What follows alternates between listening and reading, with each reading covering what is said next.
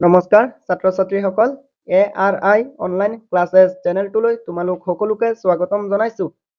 আজি মই তোমালোকৰ লগত ক্লাছ 7ৰ সমাজ বিচিত্ৰাৰ চেপ্টাৰ 7 মধ্যযুগীয় ভাৰতৰ প্ৰাদেশিক ৰাজ্যবোৰ নামৰ পাঠটোৰ প্ৰশ্নৰ উত্তৰসমূহ আলোচনা কৰিম। পাঠটোত তিনিটা অনুশীলনী আছে আৰু আমি তিনিটা অনুশীলনীৰে প্ৰশ্নৰ উত্তৰসমূহ এইখন ভিডিঅ'তে আলোচনা কৰিম। তেন্তে আমি এতিয়া প্ৰথমটো অনুশীলনী আৰম্ভ কৰিছো। 1 নম্বৰৰ ক প্ৰশ্নটো হ'ল কাশ্মীৰত শাসন কৰা আটাইতকৈ শক্তিশালী ৰজাজন কোন? উত্তৰ: কাশ্মীৰত শাসন কৰা আটাইতকৈ শক্তিশালী ৰজাজন হ'ল জৈনুল আবিদিন। খ প্ৰশ্নটো হ'ল কোনজন মোগল সম্ৰাটে কাশ্মীৰখন মোগল সাম্ৰাজ্যৰ অধীনলৈ আনিছিল? উত্তৰ: মোগল সম্ৰাট আকবৰে কাশ্মীৰখন মোগল সাম্ৰাজ্যৰ অধীনলৈ আনিছিল। ঘ প্ৰশ্নটো হ'ল বিখ্যাত হলদিঘাটৰ যুদ্ধ কাৰ কাৰ মাজত সংঘটিত হৈছিল? উত্তৰ: মেৱাৰ সাম্ৰাজ্যৰ মহাৰাণা প্ৰতাপ আৰু মোগল সাম্ৰাজ্যৰ আকবৰৰ মাজত হলদিঘাটৰ যুদ্ধ সংঘটিত হৈছিল। ঘ প্ৰশ্নটো হ'ল জৌনপুৰ ৰাজবংশৰ শ্ৰেষ্ঠ ৰজাজন কোন? উত্তৰ: জৌনপুৰ ৰাজবংশৰ শ্ৰেষ্ঠ ৰজা হ'ল চুলতান ইব্ৰাহিম শ্বাহ। পুনৰ প্ৰশ্নটো হ'ল চাৰকী স্থাপত্যশৈলী বুলিলে কি বুজা? উত্তৰ: জৌনপুৰ ৰাজ্যত শাসন কৰা চাৰকী ৰাজবংশৰ অধীনত গঢ় লৈ উঠা স্থাপত্যশৈলীক চাৰকী স্থাপত্যশৈলী বোলা হয়। চাৰকী স্থাপত্যশৈলীৰ দুটা উৎকৃষ্ট নিদৰ্শন হ'ল আতালা মছজিদ, লাল দৰৱাজা মছজিদ। প্ৰথম কুৱেশ্যনটো হ'ল গুজৰাটৰ আটাইতকৈ শক্তিশালী ৰজাজন কোন আছিল?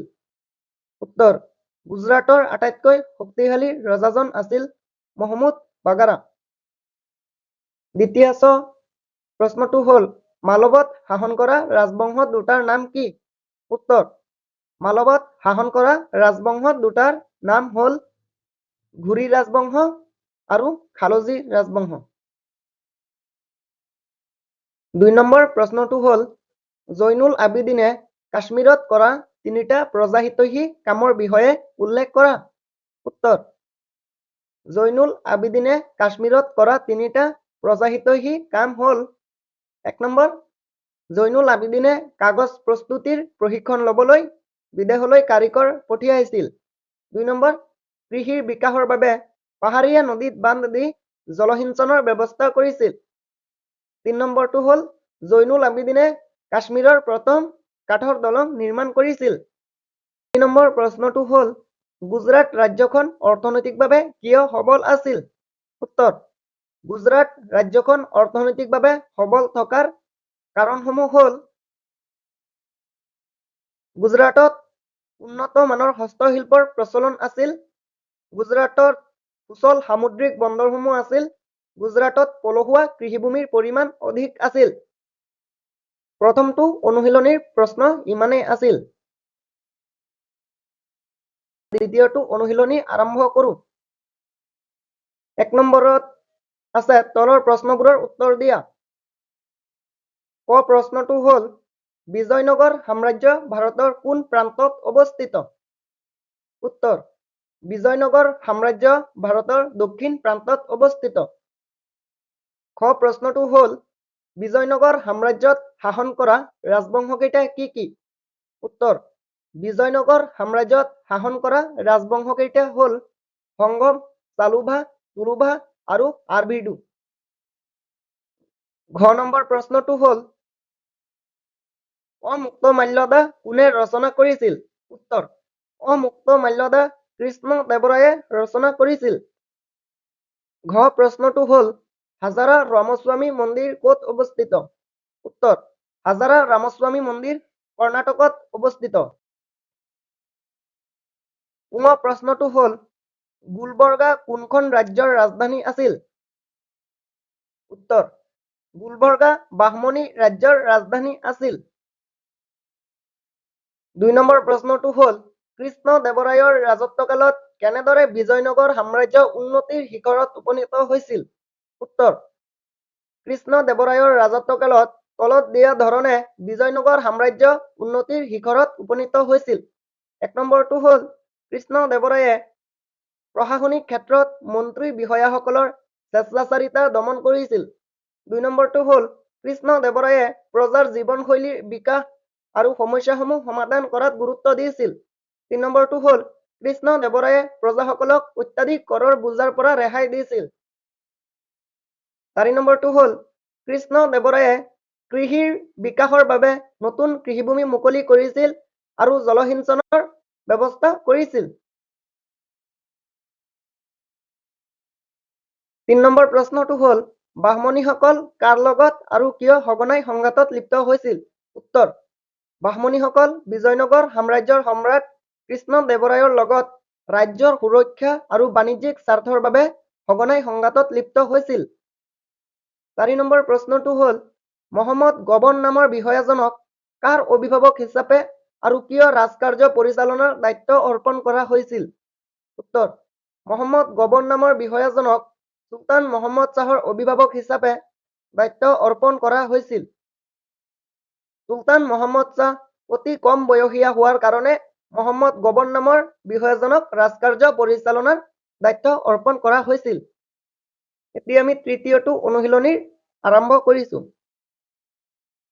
ক নম্বৰ প্ৰশ্নটো হ'ল বংগলৈ কোন কোন দেশৰ ভ্ৰমণকাৰী আহিছিল? উত্তৰ: বংগলৈ ইউৰোপ আৰু চীন দেশৰ ভ্ৰমণকাৰী আহিছিল।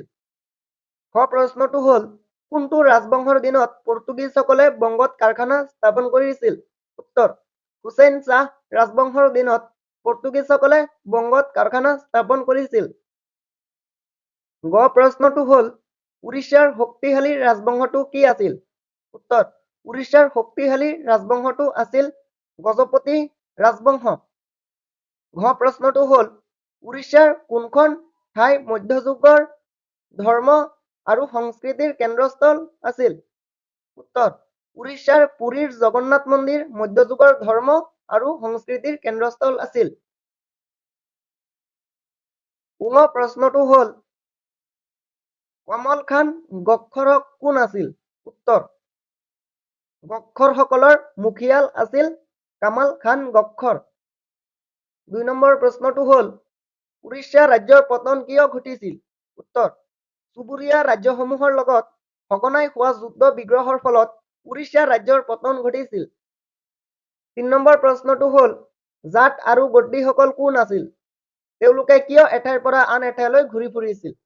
উত্তৰ: জাট আৰু গদ্দীসকল আছিল মধ্যযুগত ভাৰতৰ মৰুভূমি অঞ্চলত বাস কৰা কিছুমান অঘৰী জাতি। তেওঁলোকে পশুৰ খাদ্যৰ সন্ধানত এঠাইৰ পৰা আন এঠাইলৈ ঘূৰি ফুৰিছিল।